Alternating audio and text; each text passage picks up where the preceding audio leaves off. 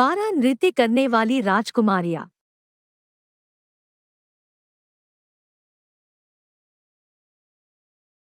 एक राजा था जिसकी 12 सुंदर बेटियां थी। वे सभी एक ही कमरे में 12 बिस्तरों पर सोते थे और जब वे सो गए तो किवाड़ बंद और बंद किए गए। लेकिन हर सुबह उनके जूते काफी घिसेपिटे पाए जाते थे, मानो उन्हें पूरी रात नचाया गया हो। और फिर भी कोई भी यह पता नहीं लगा सका कि यह कैसे हुआ या वे कहाँ थे। तब राजा ने सारे देश में यह बता दिया कि यदि कोई इस रहस्य का पता लगा सके और यह पता लगा सके कि रात में राजकुमारियां कहाँ नृत्य करती थी, तो उसे अपनी पत्नी के रूप में वह पत्नी चुननी चाहिए जो उसे सबसे अधिक पसंद हो और वह राजा हो। उनकी मृत्यु के बाद परंतु जो कोई प्रयत्न करे और 3 दिन और रात के बाद भी सफल न हो, वह मार डाला जाए। शीघ्र ही एक राजा का पुत्र आया। उसका खूब सत्कार किया गया और शाम को उसे उस कक्ष के बगल वाले कक्ष में ले जाया गया जहां राजकुमारियां अपने 12 बिस्तरों पर लेटी हुई थी। वहां उसे बैठना था और देखना था कि वे कहाँ नृत्य करने जाते हैं, और इसलिए कि कोई बात उसे सुने बिना न रह जाए, उसके कक्ष का द्वार खुला छोड़ दिया गया। परंतु राजा का बेटा शीघ्र ही सो गया और जब वह सुबह उठा तो उसने देखा कि सभी राजकुमारियां नाच रही थी, क्योंकि उनके जूतों के तलवों में छेद थे। दूसरी और तीसरी रात भी यही हुआ। इसलिए राजा ने उसका सिर काटने का आदेश दिया। उसके बाद कई अन्य लोग आए, लेकिन उन सभी का भाग्य एक जैसा था और सभी ने एक ही तरीके से अपनी जान गंवाई। अब ऐसा हुआ कि एक बूढ़ा सैनिक जो युद्ध में घायल हो गया था और अब और नहीं लड़ सकता था, उस देश से गुजरा जहां यह राजा राज्य करता था। और जब वह जंगल से गुजर रहा था तो उसकी मुलाकात एक बूढ़ी औरत से हुई, जिसने उससे पूछा कि वह कहाँ है जा रहा है। सिपाही ने कहा, मुझे शायद ही पता हो कि मैं कहाँ जा रहा हूँ या मेरे लिए क्या करना बेहतर होगा, लेकिन मुझे लगता है कि मुझे यह पता लगाना चाहिए कि राजकुमारियां कहाँ नृत्य करती है, और फिर समय के साथ मैं एक राजा बन सकता हूँ। ठीक है, बूढ़ी औरत ने कहा, यह कोई बहुत कठिन काम नहीं है। केवल इस बात का ख्याल रखना कि शाम को राजकुमारियों में से कोई भी आपके लिए जो शराब लाएगी, उसमें से कोई भी शराब न पिए, और जैसे ही वह चली जाती है तुम गहरी नींद में होने का नाटक करते हो। तब उसने उसे एक लबादा दिया और कहा, जैसे ही आप उसे पहनेंगे आप अदृश्य हो जाएंगे, और फिर राजकुमारियां जहां भी जाएंगी आप उनका अनुसरण कर सकेंगे। जब सैनिक ने यह सब अच्छी सलाह सुनी तो उसने अपनी किस्मत आजमाने का निश्चय किया। इसलिए वह राजा के पास गया और कहा कि वह यह कार्य करने को तैयार है। दूसरों की तरह उसका भी उतना ही स्वागत किया गया और राजा ने उसे बढ़िया शाही वस्त्र देने का आदेश दिया, और जब सांझ हुई तो उसे बाहरी कोठरी में ले जाया गया। जैसे ही वह लेटने जा रहा था, राजकुमारियों में से सबसे बड़ी उसके लिए एक कप शराब लेकर आई, परंतु सिपाही ने यह सब चुपके से फेंक दिया और ध्यान रखा कि एक बूंद भी न पिए। फिर वह अपने बिस्तर पर लेट गया और थोड़ी देर में बहुत जोर से खर्राटे लेने लगा, जैसे कि वह गहरी नींद में हो। जब 12 राजकुमारियों ने यह सुना तो वे खूब हंसी, और सबसे बड़े ने कहा, इस आदमी ने भी इस तरह से अपनी जान गंवाने से ज्यादा बुद्धिमानी का काम किया होगा। फिर वे उठे और अपनी दराजे और बक्से खोले और अपने सारे अच्छे कपड़े निकाले और शीशे के सामने कपड़े पहने और इस तरह उछलकूद करने लगे मानो वे नृत्य शुरू करने के लिए उत्सुक हों। लेकिन सबसे छोटे ने कहा, मुझे नहीं पता कि यह कैसा है, जबकि आप इतने खुश हैं कि मुझे बहुत बेचैनी महसूस हो रही है। मुझे यकीन है कि हमारे साथ कोई अनहोनी होगी। तुम साधारण आदमी हो, सबसे बड़े ने कहा, तुम हमेशा डरते रहते हो। क्या तुम भूल गए हो कि कितने राजाओं के पुत्र व्यर्थ ही देख चुके हैं? और जहां तक इस सिपाही की बात है, अगर मैंने उसे सोने का सामान न दिया होता तो भी वह अच्छी नींद सोता। जब वे सब तैयार हो गए तो उन्होंने जाकर सिपाही की ओर देखा, परंतु वह खर्राटे लेता रहा और हाथ या पाँव न हिलाता रहा।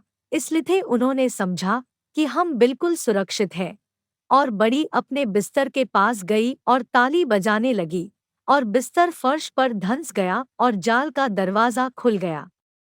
सिपाही ने उन्हें एक के बाद एक जाल के दरवाजे से नीचे जाते देखा। सबसे बड़ा व्यक्ति आगे बढ़ रहा था, और यह सोचकर कि उसके पास खोने के लिए समय नहीं है, वह उछल पड़ा और उस बुढ़िया ने उसे जो कपड़ा दिया था उसे पहन लिया और उनके पीछे हो लिया। लेकिन सीढ़ियों के बीच में उसने सबसे छोटी राजकुमारी के गाउन को रौंद दिया, और उसने चिल्लाकर अपनी बहनों से कहा, सब ठीक नहीं है, किसी ने मेरा गाउन पकड़ लिया। तुम मूर्ख प्राणी हो। सबसे बड़े ने कहा, यह दीवार में एक कील के अलावा और कुछ नहीं है। फिर वे सब नीचे चले गए, और नीचे उन्होंने अपने आप को वृक्षों के अत्यंत रमणीय उपवन में पाया, और पत्तियां सब चांदी की थी और सुंदरता से चमकती थी। सिपाही ने उस स्थान की कुछ निशानी छीन लेनी चाहिए, इसलिए उसने एक छोटी शाखा तोड़ दी और पेड़ से बड़े शब्द की आवाज आई। तब सबसे छोटी बेटी ने फिर कहा, मुझे यकीन है कि सब कुछ ठीक नहीं है। क्या तुमने वह शोर नहीं सुना? ऐसा पहले कभी नहीं हुआ। लेकिन सबसे बड़े ने कहा, यह केवल हमारे राजकुमार है, जो हमारे दृष्टिकोण पर खुशी से चिल्ला रहे हैं। तब वे दूसरे वृक्षों के झुरमुट के पास पहुंचे, जहां सब पत्तियां सोने की थी, और उसके बाद एक तिहाई तक, जहां सभी पत्तियां चमचमाते हीरे थे। और सिपाही ने एक एक डाली तोड़ डाली, और हर बार एक तेज आवाज होती थी, जिससे सबसे छोटी बहन डर के मारे कांपने लगती थी। लेकिन सबसे बड़े ने फिर भी कहा, ये केवल राजकुमार ही थे, जो खुशी के मारे रो रहे थे। सो वे आगे बढ़ते गए और एक बड़ी झील पर पहुंचे, और झील के किनारे 12 छोटी नावें थीं, जिनमें 12 सुंदर राजकुमार थे, जो राजकुमारियों की प्रतीक्षा कर रहे थे। राजकुमारियों में से एक प्रत्येक नाव में गई, और सैनिक सबसे छोटी राजकुमारी के साथ उसी नाव में चढ़ गया।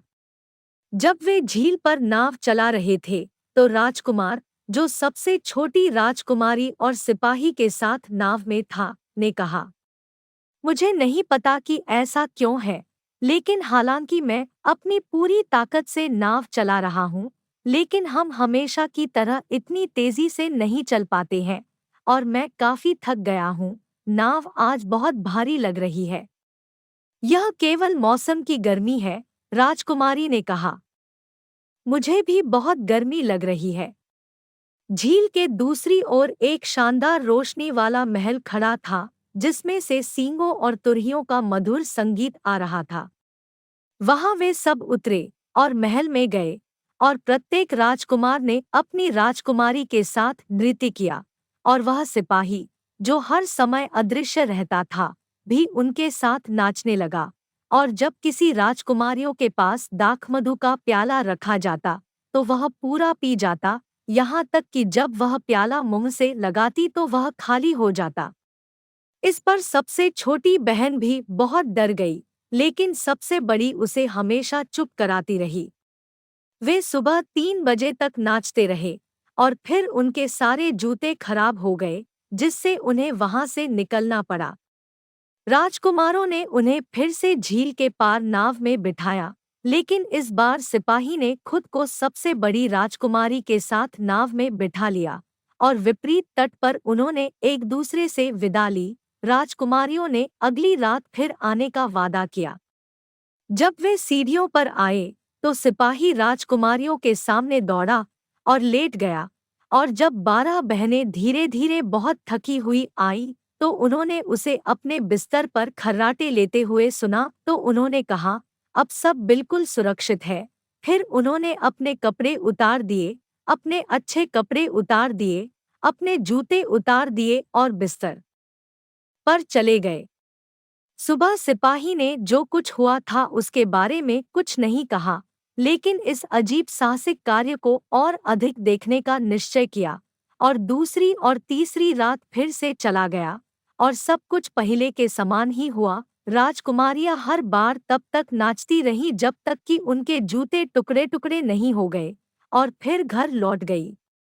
हालांकि तीसरी रात को सैनिक सोने के प्यालों में से एक को इस बात की निशानी के रूप में ले गया कि वह कहाँ था।